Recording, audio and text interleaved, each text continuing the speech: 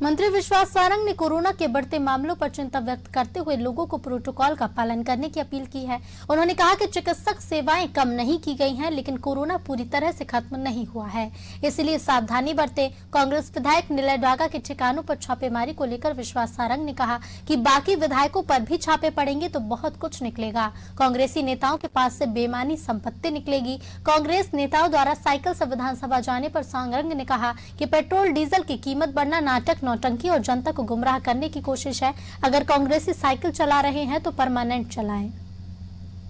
अब देखिए, नाटक नौटंकी पब्लिसिटी स्टंट है, क्योंकि जनता नकार चुकी है और आप लोगों की कैमरे में वो कैद हो सके, इसलिए इस तरह की नाटक नौटंकी कर रहा। मैं चुनौती देता हूं कमलनाथ जी को, मैं चुनौती देता हूं कांग्रेस के बाकी विधायकों को, यदि आज वो साइकिल चला रहे हैं तो ये घोषणा करें कि वो परमानेंट साइकिल पर चलेंगे, तो हम समझ पाएंगे कि उनका ये विरोध प्रदर्शन का कोई मायने है।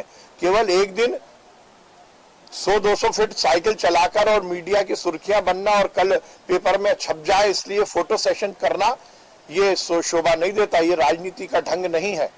देखिए, पहले से ही हम कहते आए हैं कि कोरोना भी समाप्त नहीं हुआ है।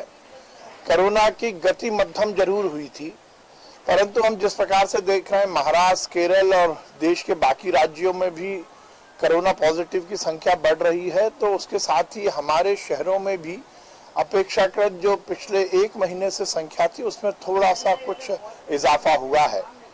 हम पहले से कहते आए हैं कि हम सबको आचार संहिता का ध्यान रखना है।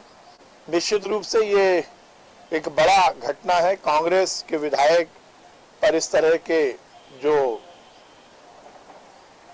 छापे पड़े हैं और उसमें जिस प्रकार से अकूत संपत्ति मिली है, और केवल निलय डागा जी नहीं, आप तो बाकी कांग्रेस के विधायकों पर भी छापे पड़ेंगे जब पता लगेगा क्या क्या उनके पास है। कमलनाथ जी और बाकी कांग्रेस की सरकार के मंत्रियों ने जिस प्रकार से भ्रष्टाचार किया, यदि आयकर के छापे और बाकी जांच एजेंसियों के छापे यदि उस समय के 15 महीने की सरकार के मंत्रियों के घर पर पड़ेंगे तो और ज्यादा संपत्ति और बेनामी संपत्ति हमें देखने को मिलेगी। जनता पार्टी के विधायक दल की आज शाम को बैठक है।